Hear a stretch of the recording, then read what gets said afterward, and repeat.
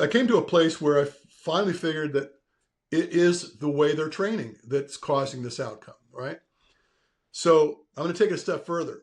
I had mentioned that I worked with world champions in the sport of Spartan racing.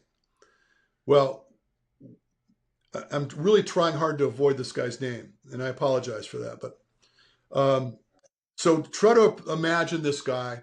Here's an athlete. He's 210 pounds. He's 6'2".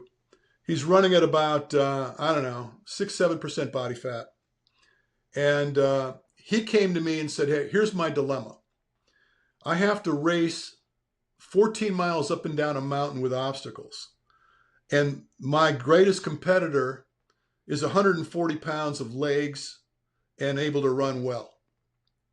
He goes, I got to get my run game up, right? And so I said, that's quite a problem. You know, just the energy costs alone to move that big of a man up and down a mountain is going to be insurmountable, right? But we went to work, and lo and behold, he ended up being the world champion.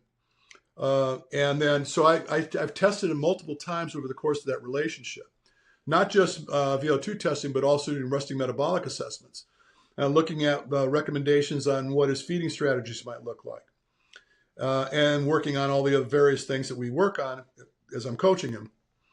And then he comes to me one day and says, hey, look, I'm going to try to get a wild card in the CrossFit Games. I said, really? I mean, this is a complete polar shift from the type of training he's going to do to get. And so he goes to work on it. Lo and behold, he gets a wild card, goes to the CrossFit Games, doesn't do that well.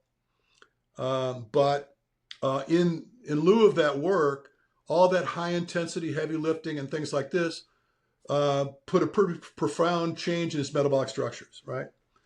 Then comes High Rocks. High Rocks is a hybrid, high intensity event, start to finish, but coming off all that strength work and then manufacturing more and more power output.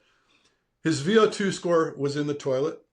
His threshold dropped by about 35 beats per minute. Wow. And he set a world record. Okay. In High Rocks. In High Rocks. And so he looked at me, and he was, you know, obviously he's concerned. He's looked, because he knows what his VO2 score was before. So we went from, I'll give you some numbers. He went from about a 69 VO2 score to a 55. Okay. And so he looked at me and he was, well, I don't understand what's going on. I said, whatever you're doing, don't stop doing it. I said, because it's working.